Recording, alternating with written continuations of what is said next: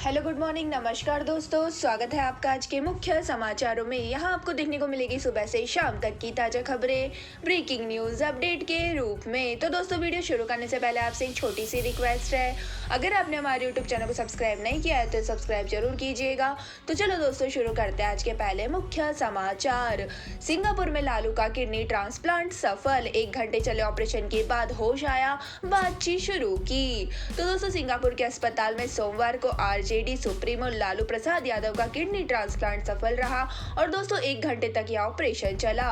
उसके बाद दोस्तों लालू को उनकी बेटी रोहिणी ने किडनी डोनेट की है और लालू से पहले रोहिणी का ऑपरेशन किया गया। फिलहाल दोनों दोस्तों आईसीयू में है। इसी के साथ दोस्तों आपको जानकारी के लिए बता दें कि लालू के छोटे बेटे और डिप्टी सीएम तेजस्वी ने फेसबुक पर एक वीडियो भी शेयर किया है और दोस्तों उन्होंने लिखा है कि पापा होश में है, बात कर रहे हैं। आप सभी की शुभकामनाओं के लिए कोटि कोटि धन्यवाद। साथ ही दोस्तों मीसा भारती ने भी सोशल मीडिया पर लिखा कि पापा ठीक है। तो दोस्तों आपको बता दें कि ऑपरेशन से पहले रोहिणी ने लालू के साथ फोटो ट्वीट की और लिखा, ready to rock and roll, मेरे लिए इतना ही काफी है, आपकी खैरियत मेरी जिंदगी है। साथ ही दोस्तों आरजेडी सुप्रीमो के किडनी ट्रांसप्लांट की प्रक्रिया 3 दिसंबर से शुरू हो गई थी और रोहिणी और लालू को दोनों का ब्लड ग्रुप भी AB पॉजिटिव है। साथ ही दोस्तों सिंगापुर के माउंट एलिजाबेथ अस्पताल में लालू का ऑपरेशन हो रहा है। इसी के साथ दोस्तों चलते हैं आज के अगले मुख्य समाचार की ओर। पूर्व सीएम वाघेला बोले, मोदी मौत के सौदागर, कहा गोधरा में शव यात्रा निकालने वाले थे मौत के सौदागर, नहीं तो क्या हो। तो दोस्तों गुजरात में दूसरे चरण की वोटिंग के बीच एक बार फिर से मौत का सौदागर जुमला गूंज रहा है। तो दोस्तों गुजरात के पूर्व मुख्यमंत्री शंकर सिंह वाघेला ने प्रधानमंत्री नरेंद्र मोदी को मौत का सौदागर कहा है। साथ ही दोस्तों वाघेला ने फिलहाल किसी राजनीतिक दल के साथ नहीं है और लेकिन उनके बेटे महेंद्र सिंह वाघेला कांग्रेस से चुनाव लड़ रहे हैं। साथ ही दोस्तों आपको बता दें कि गुजरात में सोमवार को दूसरे फेज में 93 सीटों पर वोटिंग चल रही है और इन पर 833 कैंडिडेट चुनाव लड़ रहे हैं। इसी के साथ दोस्तों आपको जानकारी के लिए बता दें कि गुजरात चुनाव में कांग्रेस पीएम मोदी को लेकर लगातार हमलावर रही है और अहमदाबाद में कांग्रेस अध्यक्ष मल्लिकार्जुन खड़गे ने कहा है कि क्या रावण की तरह मोदी के 100 मुख है, मुझे समझ नहीं आता। इसके पहले उन्होंने खुद को अछूत और प्रधानमंत्री मोदी को झूठों का सरदार बताया था। इसी के साथ दोस्तों चलते हैं आज के अगले मुख्य समाचार की ओर। इस कार्टून से डरते हैं शी जिनपिंग, जापान में बिक रहा पू बियर की तस्वीरों वाला सामान चीन के प्रदर्शन को दे रहे समर्थन। तो दोस्तों चीन के कोविड पॉलिसी के खिलाफ प्रदर्शन में अब कार्टून कैरेक्टर विनी द पू बियर की एंट्री हो गई है। तो दोस्तों जापान के डिज्नी स्टोर ऐसे टी शर्ट और कई तरह का सामान बेच रहे हैं जिसमें बच्चों का पसंदीदा कार्टून पू बियर एंड अपने हाथ में एक सफेद शीट पकड़े हुए है। तो दोस्तों इसे चीन में प्रदर्शनकारियों को समर्थन देने के तौर पर देखा जा रहा है। तो दोस्तों दरअसल कोविड पाबंदियों के दौरान चीन में लोग अपने हाथों में सफेद पेपर लेकर प्रदर्शन कर रहे थे, जिनके बाद से यह शी जिनपिंग के खिलाफ विरोध का सिंबल बन गया है। साथ ही दोस्तों आपको जानकारी के लिए बता दें कि सफेद पेपर हाथ में पकड़े हुए पू बियर की फोटो के साथ कई तरह का सामान ऑनलाइन बेचा जा रहा है, जिसमें दोस्तों टी शर्ट, बैग, जैकेट और मग भी शामिल है। और दोस्तों यह सारा सामान डिज्नी के मैड प्रोग्राम के तहत बन रहा है और दोस्तों इसमें लोगों को अपनी मर्जी के मुताबिक डिज्नी के किसी भी सामान में बदलाव करवाने की छूट है। इसी के साथ दोस्तों चलते हैं आज के अगले मुख्य समाचार की ओर। इस हफ्ते बाजार में तेजी के आसार, टाटा स्टील, SBI समेत इन 5 शेयरों में करे निवेश, मिल सकता है अच्छा रिटर्न। तो दोस्तों शेयर बाजार ने पिछले हफ्ते कई नए रिकॉर्ड कायम किए हैं। हालांकि दोस्तों लगातार 8 दिन की तेजी के बाद आखिरी कारोबारी दिन बाजार गिरावट में बंद हुआ था। तो दोस्तों मार्केट एक्सपर्ट का मानना है कि शेयर बाजार में अब अगले हफ्ते भी तेजी देखने को मिल सकती है। इस बीच दोस्तों IIFL सिक्योरिटीज के वाइस प्रेसिडेंट अनुज गुप्ता ने टाटा स्टील और ONGC समेत 5 शेयरों में इन्वेस्ट करने की सलाह दी है और दोस्तों अनुज के मुताबिक इन शेयरों में इन्वेस्ट कर इन्वेस्टर्स अगले हफ्ते में काफी अच्छा प्रॉफिट कमा सकते हैं। तो दोस्तों आपको बता दें कि सेंसेक्स पिछले 5 कारोबारी दिन में 482.24 अंक यानी 0.77% चढ़ा है और निफ्टी 176.50 अंक यानी 0.95% की तेजी रही है। वही दोस्तों बाजार में हफ्ते के 5वें और आखिरी कारोबारी दिन यानी शुक्रवार को गिरावट देखने को मिली थी। तो दोस्तों सेंसेक्स 415 अंकों की गिरावट के साथ 62,868 के स्तर पर बंद हुआ था और निफ्टी 116 अंक की गिरावट के साथ 18,696 के स्तर पर बंद हुआ था और दोस्तों बाजार में लगातार 8 दिनों की तेजी के बाद यह गिरावट आई थी। इसी के साथ दोस्तों चलते हैं आज के अगले मुख्य समाचार की ओर। राजस्थान में 15 दिसंबर से कड़ाके की ठंड का अलर्ट, कई जिलों में छाया कोहरा, सर्दी बढ़ी, माउंट आबू में 5 दिन से जम रही बर्फ। तो दोस्तों राजस्थान में ठंड का असर गहराने लगा है। गंगानगर, हनुमानगढ़, बारा, झालावाड़ में सोमवार सुबह कोहरा छाया रहा और दोस्तों हिल स्टेशन माउंट आबू में लगातार दूसरे दिन भी पारा 0 डिग्री के रिकॉर्ड पर गया है और आबू में पिछले 5 दिनों से बर्फ जम रही है। तो दोस्तों यहाँ रात का न्यूनतम तापमान 1 डिग्री सेल्सियस या उससे नीचे बना हुआ है और इस बीच प्रदेश में 15 दिसंबर से कड़ाके की सर्दी के आसार है।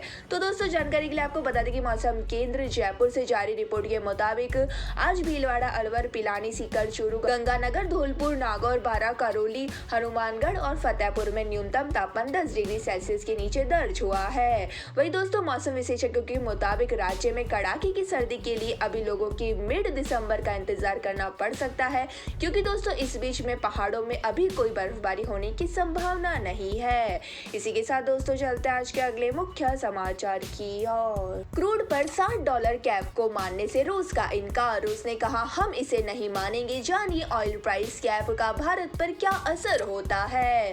तो दोस्तों रूस ने क्रूड ऑयल पर $60 प्रति बैरल के प्राइस कैप को मानने से इनकार कर दिया है और दोस्तों हाल ही में European union, the group of 7 nation और ऑस्ट्रेलिया ने रूसी क्रूड ऑयल पर यह प्राइस कैप लगाया था। तो दोस्तों रूसी समाचार एजेंसी टास के अनुसार क्रेमलिन के प्रवक्ता दिमित्री पेस्कोव ने कहा है कि हम स्थिति का आकलन कर रहे हैं और इस तरह के कैप के लिए कुछ तैयारियां भी की गई थी और हम प्राइस कैप को स्वीकार नहीं करेंगे और हम मूल्यांकन खत्म होने के बाद आपको सूचित करेंगे कि किस तरह से इस काम को आगे बढ़ाया जाएगा। तो दोस्तों जानकारी के लिए आपको बता दें कि रूस के ऑयल पर प्राइस कैप सोमवार से लागू हो जाएगा और पश्चिमी देशों की सरकारें रूस के तेल निर्यात की कीमत को सीमित करने पर सहमत हुई है। हालांकि दोस्तों यूक्रेन के राष्ट्रपति जेलेंस्की ने रूसी ऑयल पर लगाए गए प्राइस कैप को कम ही बताया है। इसी के साथ दोस्तों चलते हैं आज के अगले मुख्य समाचार की ओर। कर्नाटक सीएम बोले राहुल को आरएसएस की जानकारी नहीं, बोमई ने कहा संघ में दुर्गा वाहिनी, राहुल ने कहा था बीजेपी में महिला विग नहीं।